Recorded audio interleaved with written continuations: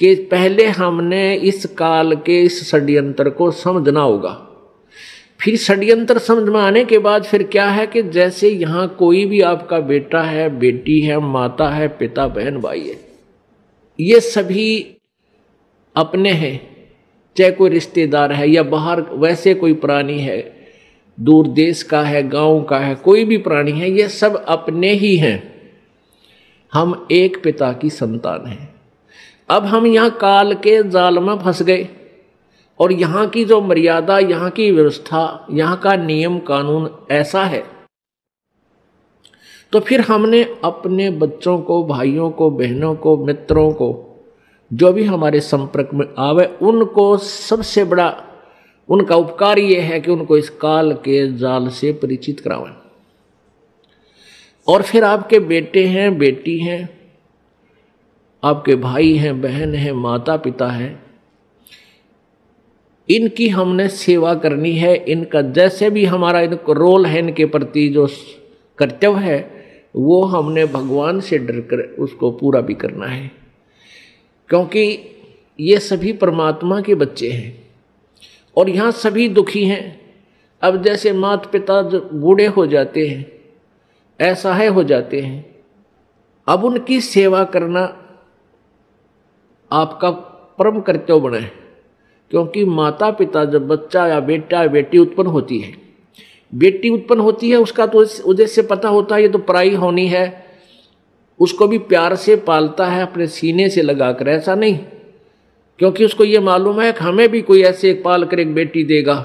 और उसका मुख्य उद्देश्य बेटे के ऊपर रहता है कि बेटा बड़ा होगा, पुत्रवधू आवेगी और हम बूढ़े हो जाएंगे, हमें हमारी सेवा करेंगे, हमें बैठों को खाना देंगे, उंगली पकड़ कर इधर उधर हमें ले जाया करेंगे। तो इस उद्देश्य से वो बच्चों की परवरिश करता है, इस उमंग से रात देखता ना दिन देखता। तो जब वो बूढ़े हो जाते हैं तो वो डिजर्व करते हैं आपसे वो सेवा, और आप वो कर नहीं पाते। क्यों नहीं कर पाते? क्योंकि आपको ये नहीं मालूम कि हम यहाँ भयंकर जाल में फंसे हुए हैं और परमात्मा ने जो हमें यहाँ कर्तव्य दिया है उसको ना निभाकर भी हम दोषी बन रहे हैं, पाप के भागी बन रहे हैं, और काल तो हमसे पाप करवाता रहता है ताकि ये मेरे जाल में फंसे रहें। तो हमने परमात्मा के विधान से परिचित होकर इन सब नातों का जो भी आपकी भूमिका है, जो भी आपका रोल दिया है, उसको निभाना है। बच्चों का पालन पोषण भी आपने बड़ी प्यार से करना है, ऐसे ढंग से करना है कि मालिक के बच्चे हैं और माता पिता भी मालिक के बच्चे हैं। आपकी ड्यूटी है बुढ़ापे में इनकी सेवा करना, इनको प्यार दे। बूढ़ा आदमी प्यार का भूखा होता है, प्यार तो बोल पड़े बस उसने, वो भूखा भी रह जाएगा। उसको पता है कि तेरी स्टेज ऐसी होगी, जो मिल जाए वो खा ले चुप करके, नखरे मत करे। और नहीं करते हैं जो समझदार होते हैं, तो उनको प्यार से ही बोल पड़ो, इतना ही काफ़ी होता है। कोई वस्तु की चाह करते हैं तो तुरंत हाँ अवश्य करेंगे, माता पिताजी अभी करते हैं, चाहे 2 दिन लेट भी हो जाए पर बोला राजी, इतने में खुश हो जाया करें। और जब बच्चे हैं आपके तो बच्चों का भी आपने पालन पोषण करना इस दृष्टिकोण से चाहिए कि तेरे ये भगवान के बालक हैं, उस सच्चे मालिक के बच्चे हैं और हमारी ड्यूटी दे दी, हम इनके सेवक हैं। जैसे एक नौकरानी रखी जाती है, घर पे नौकरानी रखी जाती है और उसकी ड्यूटी लगा दी कि इस पुत्र की या पुत्री की, बेटा और बेटी है मेरी, उस मालिक ने नौकर रख ली और इनकी ड्यूटी लगा दी, उनका पैसा दे दिया कि ये इनका सामान है, इसको खाना खिलाना है, कपड़े पहनाने हैं, इस प्रकार इनको नहलाना धोना है और स्कूल छोड़ के आना है, विद्यालय ले जाना है और लाना है। अब वो बहन, वो नौकरानी या नौकर उस मालिक के बच्चे जान के उन बच्चों की अपने बच्चों से भी ज़्यादा केयर टेक करता है। और जब उसको निकाल दिया जाता है, नौकरी से निकाल दिया जाता है, तो मुड़ के नहीं देखता फिर उन बच्चों की तरफ। और जब तक वो नौकर रहता है, उनकी सेवा की ड्यूटी है, वो बहुत चिंतित रहता है कि मालिक गुस्सा ना हो जा, इनकी कोई सेवा में फर्क रह जा, कोई कमी ना आ जा, त्रुटि ना रहे। एक समय ये दास सर्विस करता था जब जेई की पोस्ट पे, जहां हमारा कार्यालय था उससे 2 मकान छोड़कर एक बड़े साहूकार सेठ का मकान था। उसकी एक बेटी थी, वो ज़्यादा से ज़्यादा 8-7 वर्ष की होगी, पहली या द्वितीय कक्षा में वो पढ़ती थी। और उस लड़की का विद्यालय वहाँ से ज़्यादा 1000 फुट होगा, 1000-1500 फुट की दूरी पर था। तो उस मालिक ने उस बेटी के लिए कोई साधन नहीं लगा रखा था, कोई रिक्शा वगैरह नहीं ला रखी थी, थोड़ी दूरी पर था। उस नौकरानी से कह रखा था कि आप इसको सुबह छोड़ आना, नवा धवा के कपड़े ड्रेस पहना के, और जब इसकी छुट्टी हो ले आना। वो उसको ऐसे ही प्रतिदिन लेकर जाती थी और छुट्टी होते ही उसको ले आती थी, पैदल ही लाती थी। गर्मियों के दिन, ये मई का महीना, उसने एक छोटी सी छाता ले रखा उस नौकरानी ने, स्वयं तो धूप में और उस छोटी सी बच्ची के ऊपर छाता लिए हुए, और वो धूप में आ रही है, उस बच्ची पर, मालिक की बेटी पर छाता किए हुए है और लेकर आ रही है। यानी इतनी सेवा, इतनी अपने पंचुअल थी अपनी सेवा में। और जब उसको नौकरी से निकाल दिया, फिर उसने उधर झांक कर भी नहीं देखा कि मेरी ड्यूटी अभी तक थी और इतना कर्तव्य था, ये मैंने ठीक निभाया। तो पुण्यात्माओं, इसी प्रकार आपके बच्चे हैं, बेटा बेटी हैं, ये प्रभु के बच्चे हैं, आपको इनका सेवक लगा रखा है। इस दृष्टिकोण से इनका पूरा कर्तव्य करो। अपने कर्तव्य कर्म को करते हुए प्रभु की याद भूल नहीं पड़नी चाहिए।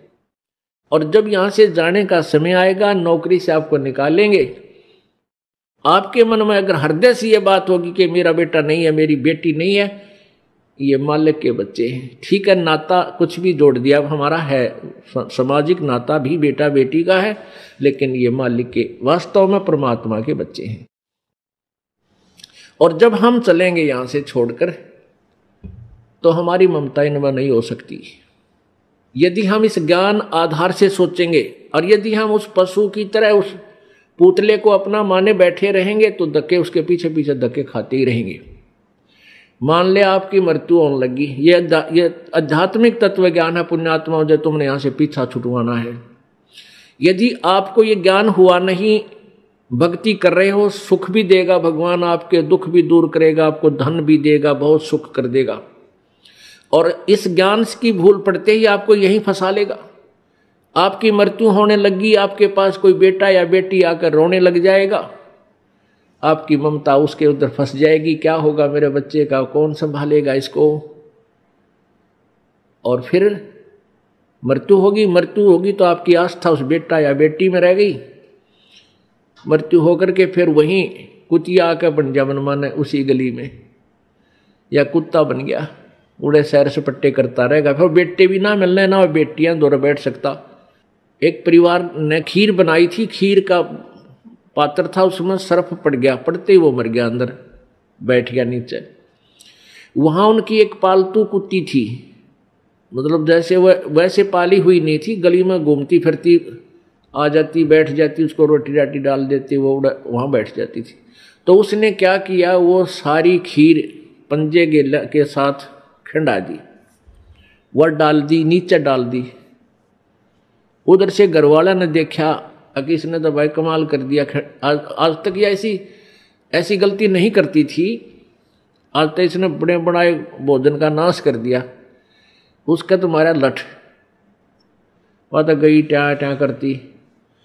फिर वो खीर को संभालने लगे, बाहर नीचे पड़ी थी, वो तो पड़ी थी, अंदर झांक कर देखा उसमें कितनी बच रही है, उसमें काला सांप सर्प अंदर पड़ा।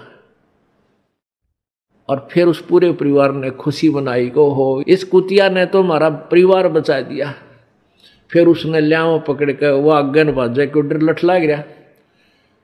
फिर किसी से पूछा, भाई ये कोई वैसे ही कोई मौत होती है? एक व्यक्ति आ गया जो थोड़ी बहुत भविष्य की या बैक की जाने था। उससे पूछने लगे कि ये क्या कारण है, इसने आदमी भी नहीं कर सकता ऐसा काम कर दिया इस कुतिया ने। तो उसने बताया तेरी दादी थी या तेरी दादी थी पहले हैं, और इसकी आस्था भैया मरन लगे जब थारे में रहेगी या कुतिया बन गई।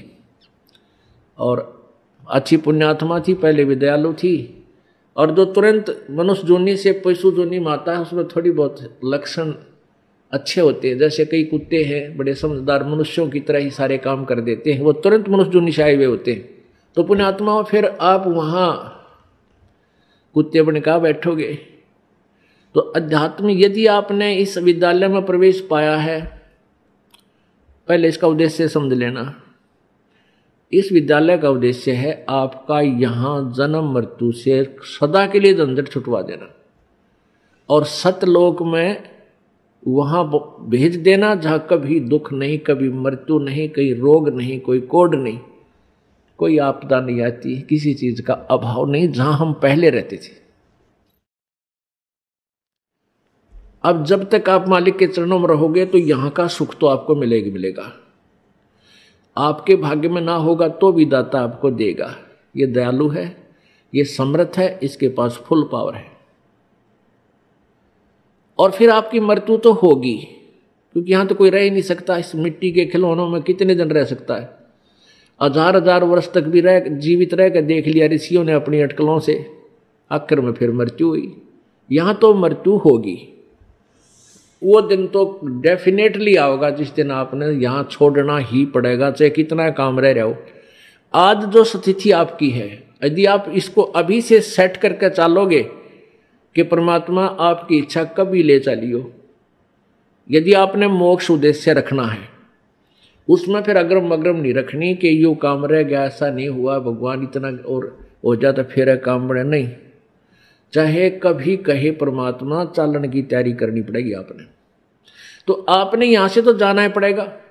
यदि आप श्रद्धा नहीं हटाओगे, यहां से आस्था नहीं हटाओगे, तो भी मृत्यु होगी, तो यहीं आ जाओगे। इस ज्ञान को आधार बना के और परमात्मा को साक्षी रख के जब भी चालन की तैयारी आवे, किसी समय आ जा, सहर्ष चल पड़े कि कभी ना कभी तो पीछा यहां से छुटवाना ही पड़ेगा।